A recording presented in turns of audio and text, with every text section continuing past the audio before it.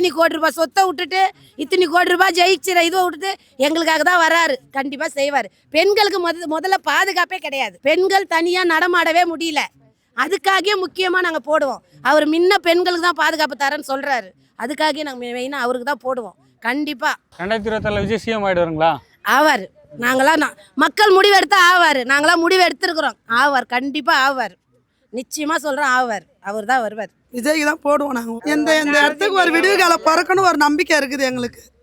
அவர் வந்தாருன்னா இந்த இடத்துக்கு ஒரு விடிவு காலம் பிறக்கும். மாறும்னு நினைக்கிறீங்க? மாறும் நம்பிக்கை இருக்கு. அதை வச்சுதான் நாங்கள் சொல்றோம். டிவிக்கு தான் விஜய்ங்களா? விஜய் காரணம் என்ன?